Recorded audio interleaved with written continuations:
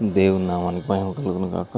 మరి ఈ క్రీస్తు పరిచర్యను మన యూట్యూబ్ మాధ్యమం ద్వారా అందిన దేవుని వాగ్దానాన్ని వీక్షిస్తున్నటువంటి విశ్వాసులకును, క్రైస్తవ బిడ్డలకును, యావత్ ప్రపంచానికి మన ప్రభు యేసుక్రీస్తు నామం పేరట ఇది శుభాభివందనాలు తెలియజేస్తుంటున్నాను. మరి ప్రియులారా గమనించండి, అనేక సందర్భాలు మనం చెప్పుకున్నలాగానే ప్రతిదినం మనం దేవునితో గడిపే సహవాసంలోకి రావాలి.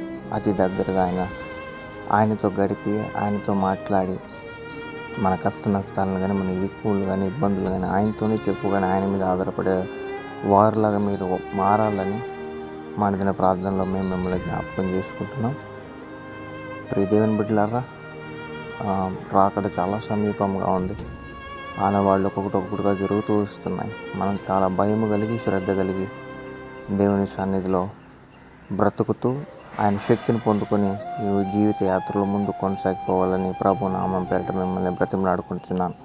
మరి ఈ దిన దేవుని వాగ్దానాన్ని మనం గమనించినట్లయితే సామెతల గ్రంథం 16వ అధ్యాయము 32వ వచనం, పరాక్రమశాలి కంటే దీర్ఘశాంతము గలవాడు శ్రేష్ఠుడు, పట్టణము పట్టుకున్న వాని కంటే తన మనస్సును స్వాధీనపరుచుకున్నవాడు శ్రేష్ఠుడు. ప్రతి దేవుని బిడ్డలారా గమనించండి, నీ పరాక్రమను బొట్టు, నీ బలమును బొట్టు, నీ అధికారాన్ని బొట్టు, వీటన్నిటిని బట్టి నువ్వు అతిశయపడకూడదు. కానీ దేవుడు అతిశయించే వాటిల్లో ఇదిగో హృదయం లక్ష్యం చేసేవాడు దేవుడు. తన మనస్సును నిలుపుకొని లేనివాడు అవమానమును, సిగ్గును, కష్టాన్ని, ఇరుకులను, ఇబ్బందులు చూస్తాడని సామెతల గ్రంథంలోనే ఉంది. దేని మీదనైనా నిలకడగలిగిన వాళ్ళు ఏ పరిస్థితిలో అయినా సరే ఇదిగో సీజన్ తగ్గినట్లుగా మారిపోతూ ఉండేవాళ్ళు. అది ఎంతకు మాత్రమో మంచిది కాదు. క్రైస్తవ జీవితంలో స్థిరత్వం కలిగి బ్రతకాలి. ఈ స్థిరత్వం ఎక్కడి నుంచి వస్తుంది అని అంటే, మనం క్రీస్తులో ఎదిగే కొద్దీ, విశ్వాసంలో ఎదిగే కొద్దీ, ప్రార్థనలు ఎదిగే కొద్దీ, సహవాసంలో ఎదిగే కొద్దీ స్థిరముగా మనము అస్థిరులము కాకుండా స్థిరులమై నిలిచి దేవుని కోసం మనము ఎదుగు బ్రతికే వారంగా మారతాం. మా క్రీస్తు పరిచర్య యొక్క లక్ష్యం ఏంటి అంటే, మీరు అనుదినము దేవుని దగ్గరగా బ్రతుకుతూ, దేవునిలో ఎదుగుతూ, మీ కుటుంబాలు సహా అభివృద్ధి మార్గంలోకి నడవాలన్నది మా గొప్ప లక్ష్యం. మీరు దాన్ని జ్ఞాపకం చేసుకోవాలని మరలా నేను మిమ్మల్ని బ్రతిమలాడుకుంటున్నాను.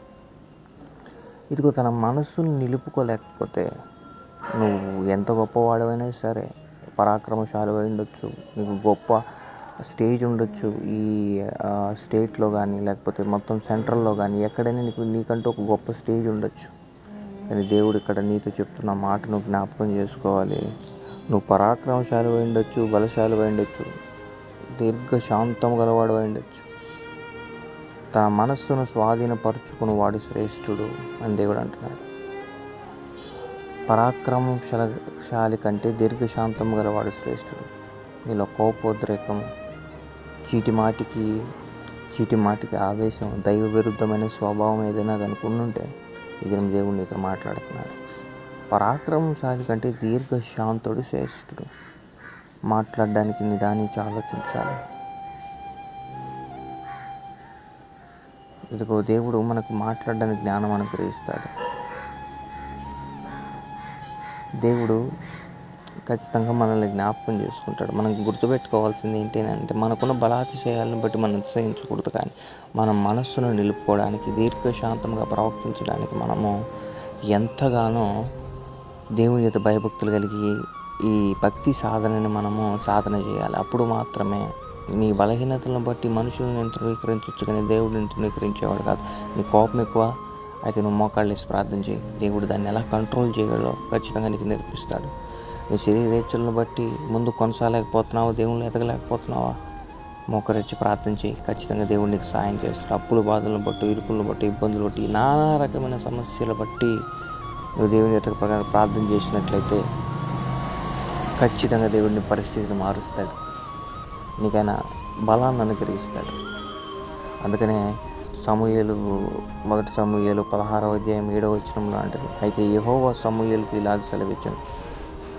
అంటే యెషయి కుమారుల్లో ఒకరిని నేను అభిషేకిస్తానని దేవుడు చెప్పినప్పుడు సమూయేలు అక్కడికి వెళ్ళి యెషయి కుమారులందరినీ పిల్లలను పంపించినప్పుడు ఏలియాబు ఫస్ట్ వాడిని చూస్తాడు, పెద్దడిని.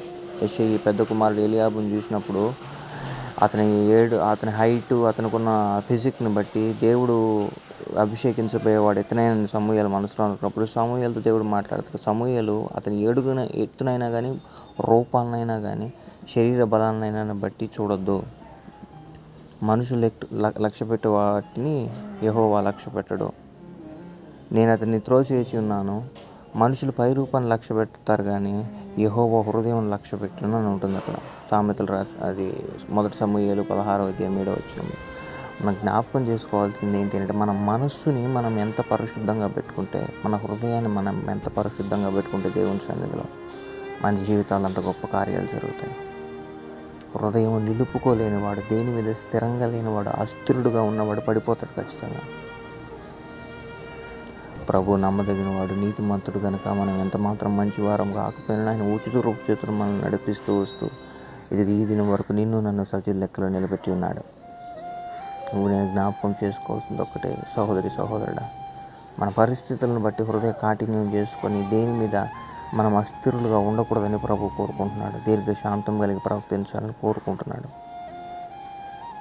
మత్తయి రాసిన సువార్త 5:8 ఉంటుంది. హృదయ శుద్ధి గల వారు ధన్యులు, వారు దేవుణ్ణి చూచెదరు. నీ దేవునితో ముఖాముఖిగా గడపాలనంటే, దేవుని స్వరంను వినాలంటే, దేవుడు నీ జీవితాలు అద్భుత కార్యాలు చేయాలంటే నీ హృదయాన్ని చాలా భద్రంగా కాపాడుకోవాలి. హృదయంలోంటి జీవదారులు బయలుదేరతాయి, దాన్ని నువ్వు భద్రంగా కాపాడుకోవాలని ఉంటుంది. హృదయం అన్నిటికన్నా మోసకరమైనది, అది బహు ఘోరమైన వ్యాధి కలదని ఉంటుంది. నేను చెప్పేది ఒకటే, దేవుడు మన జీవితాల్లో కార్యాలు జరిగించాలంటే మన హృదయం మనుషుల వైపు నిలుపుకోకూడదు, మనుషుల మీద నిలుపుకోకూడదు. కేవలం మన విశ్వాసాన్ని కర్తయ్య దాన్ని కొనసాగించువాడని యేసు వైపు మాత్రమే మన హృదయాన్ని నిలపాలి. ఆయన్ని ప్రార్థించే విషయం మీద నిలపాలి, ఆయన సేవా విషయంలో నిలపాలి, ఆయనకి దగ్గరగా బ్రతికే జీవితాల్లో నిలపాలి. అప్పుడు మాత్రమే దేవుడు అద్భుత కార్యాలు చేయగలుగుతాడు మన జీవితంలో. ఈ దినమున నీ హృదయం ఏ పరిస్థితిలో ఉంది, నీ హృదయంలో ఎవరికి ఎక్కువ చోటించున్నావు, దాన్ని కంట్రోల్ చేయగలుగుతున్నావా? ఒకవేళ చేయలేకపోతే నీకోసం నేను ప్రార్థన చేస్తాను. జీవము కలిగిన దేవునికి నీ పక్షాన నేను మొర్ర పెడతాను. ఆయన నీకు సహాయం చేయబోతున్నాడు. కళ్ళు మూసుకొని ప్రార్థనలు ఏకీభవించండి. పరిశుద్ధుడా, ప్రేమగల ఆయన, జీవము కలిగిన తండ్రి, నీ ఘనమైన నామానికి స్తుతులు స్తోత్రాలు వందనాలు. నీ అనాది సంకల్పంలో మమ్మల్ని జ్ఞాపకం చేసుకుని గడిచిన రాత్రంతా నీ చల్లని రెక్కల నీళ్ళలో కాచి కాపాడి మరొక నూతన ఉదయాన్ని మాకు అనుగ్రహించిన రీతిని బట్టి స్తోత్రాలు. ఏమాత్రం మేము మంచి వారం కాదు నాయన ఈ సూర్యోదయాన్ని చూడడానికి, కానీ నీ ఉచిత మమ్మల్ని నడిపిస్తున్న రీతిని బట్టి నీకు వందనాలు. పరిశుద్ధాత్మదేవాన్ని సహాయాన్ని అనుగ్రహించండి. ఏ బిడ్డలైతే ప్రభావాన్ని వాక్యాన్ని వింటున్నారో ప్రభావాన్ని ప్రతి ఒక్కరు హృదయాన్ని తెరవమని ప్రార్థిస్తుంటున్నాం, వారితో మాట్లాడమని ప్రార్థిస్తుంటున్నాం తండ్రి. సమస్యలన్నిటినీ నీ ఆధీనంలో ఉంచుకోమని ప్రార్థిస్తుంటున్నాం. ఈ ఉదయకాలంలో ఏ బిడ్డలు ప్రభావాన్ని ఏ పనులు తలపెడుతుంటున్నారో ప్రభావాన్ని ఆ బిడ్డలకు సంపూర్ణమైన విజయాన్ని అనుగ్రహించమని ప్రార్థిస్తుంటాం. ప్రతి పరిస్థితుల్లో బిడ్డలకు తోడుగా ఉండి కాచి కాపాడండి. ఈ దినమున ఇంటర్వ్యూకి అటెండ్ అవుతున్న వారికి మంచి ఉద్యోగాలు వచ్చును గాక. ప్రభావాన్ని ఎంతమంది తిరుకుల్లో ఇబ్బందుల్లో ప్రభావాన్ని శోధనల చేత ఏడ్చబడి ప్రభానికి దూరంగా బ్రతుకుతుంటున్నారో వారందరినీ నీ దగ్గరికి చేర్చుకోమని ప్రార్థిస్తున్నాం. ఈ దినమందు చదువుల్లోనూ ఆయా రంగుల్లోనూ ముందు కొనసాగిపోతున్న ప్రతి బిడ్డలకి మంచి విజయాన్ని అనుగ్రహించమని ప్రార్థిస్తున్నాం ప్రభు. ఎంతమందికి సమాధానం లేక ఇదిగో ప్రభాని హృదయాన్ని ప్రభానైనా ఇదిగో కంట్రోల్ చేయలేక శరీరాశలు లోపలిపై పాపం చేస్తున్నారో ప్రభానైనా అటువంటి బిడ్డలకు నీ సహాయాన్ని అనుగ్రహించి వాటన్నిటికి జయించగలిగిన శక్తిని అనుగ్రహించమని ప్రార్థిస్తున్నాం. పాపములకు దాసులు కాక పవిత్రతకు దాసులు, పరిశుద్ధుడైన దేవుడికి నీకు దాసులు జీవించగలిగిన భాగ్యాన్ని అనుగ్రహించమని ప్రార్థిస్తున్నాం. మరి ఎండ తీవ్రతకి ఎటువంటి అనారోగ్య పరిస్థితులు కలగకుండా బిడ్డలను కాపాడమని ప్రార్థిస్తాను. ఈ దినం పరీక్షలు రాస్తున్న బిడ్డలకి నీవే చేపట్టి రాయించమని ప్రార్థిస్తాను. మంచి రిజల్ట్స్ అనుగ్రహించండి. గర్భిణీ స్త్రీలకి సుఖమైన ప్రసవాన్ని అనుగ్రహించండి. గర్భం లేని వారికి మంచి బిడ్డలను అనుగ్రహించమని ప్రార్థిస్తాను. సమస్తమైన ఆనందంతో నింపి నడిపించమని ప్రార్థిస్తాను. నమ్మదగిన దేవ, నీ కార్యాన్ని బిడ్డల జీవితంలో అతి త్వరగా జరిగించమని ప్రార్థిస్తున్నాను. కానీ సహాయాన్ని అనుగ్రహించమని, ఈ దీవులతో బిడ్డల్ని నింపి ముందుకు నడిపించమని, సమస్త విధమైన కృపలతో బిడ్డల్ని కాపాడమని మా ప్రియుడును ప్రియ రక్షకుడు అతి సుందరును ధవళవర్ణుడని యేసుక్రీస్తు వారికి అతి పరిశుద్ధమైన శ్రేష్టమైన నామం ఈ ప్రార్థన విన్నపడి పొందుకున్న మా ప్రియ పరలోకపు తండ్రి. Amen, amen, amen. God bless you. Praise the Lord. దేవుని బిడ్డలారా గమనించండి, ఈ క్రీస్తు పరిచర్యని యూట్యూబ్ ఛానల్ ద్వారా ఎంతమంది దిన దేవుని వాగ్దానాన్ని వీక్షిస్తున్నారో లైక్ చేయండి. దీన్ని అనేక మందితో షేర్ చేయండి. తద్వారా మీరు కూడా క్రీస్తు సువార్త ఇదిగో వ్యాప్తిలో పాలిభాగస్తులు కలిగి ఆశీర్వదింపబడతారన్నది మాకు గొప్ప లక్ష్యం. దయచేసి దాన్ని బట్టుగా మీరు ముందుకు కొనసాగిపోవాలని మిమ్మల్ని ప్రభు నామం పేరట మనవి చేసుకుంటున్నాను. మరి మేము అనుదిన ప్రార్థనలు మిమ్మల్ని జ్ఞాపకం చేసుకుంటున్నాం. మీరు దేవుడికి అతి దగ్గరగా బ్రతకాలి, సన్నిహితంగా బ్రతకాలని. మీ సమస్యలు ఏమైనా ఉన్నట్లయితే ఖచ్చితంగా వాటిని కామెంట్ సెక్షన్లో తెలపండి. మేము మీకోసం ప్రార్థన చేస్తాం. కృప మీకు తోడైండును గాక. ఆమేన్.